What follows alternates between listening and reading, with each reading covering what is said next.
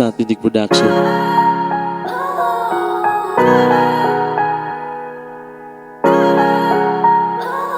Nagsimula ang buhay ko sa isang mahirap na pamilya. Kahit ako sa buhay pero aming kinakaya. Nangarap lang ng simple at gustong maging pulis dahil gusto makatulong sa bayan at pamilya. Nag-aral ng mabuti, tiniis lahat ng hirap. Matupad lang ang minimiting aking pinapangarap. At pagtapos ng kolehiyo, doon nagsimula ang mga bagay-bagay na di ko pa nagagawa hanggang sa isang pagsubok na nagpabago sa sarili ko. Binago ko lahat hanggang naging isang tao at natutunan ko kung paano maglakad na mag-isa at kung paano makiramdam, makibagay, makisama. At nang ako'y pinalad sa aking pag-a-apply, pamilya ko'y sobrang saya't ngiti nila'y makulay, ngunit di nila maiwasan sa akin mag-alala, lalo't na ang mahal naming nag-iisang ina.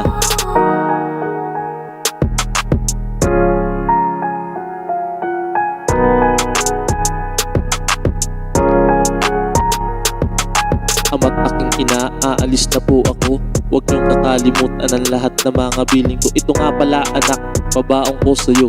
Huwag kang magpapagutom at ingatan mo sarili mo. Mahal naming ina, huwag niyo ko alalahanin. Gagawin ko ang lahat gabi-gabit, magdarasal ako't pangako ko ina. Anumang hirap na daan, ito ay aking susuungin hanggang sa malampasan. Habang papaalis lungkot aking naramdaman, na para bang yung dibdib ko ay di nadaganan. Kahit sabihin ko man na di ako nasasaktan, naiyak pa rin ako dahil yun ang katotohanan. Mahirap pala ang mawalay sa pamilya, lalo't alam mo na matagal kayo di magkikita. Pero sa akin pagbalik sa akin kayo ay maghintay. May dala akong pasalubong sa inyo at kay inay hanggang sa nagsimula na ang tunay na laban. Tuloy pa rin ang gabang kahit na nahihirapan. Mainit man o tag-ulang kami walang silungan. Tumakbo man kami ay para bang walang katapusan. At minsan di maiwasan ang mga malasan. Bawat damit naming puti ay puro naputikan at kilos mabilis nang hindi mo maintindihan. Pero lahat ng hirap na ito'y aming nalampasan.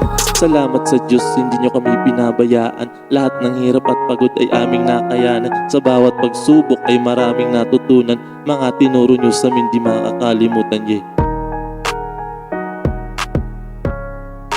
Thank you.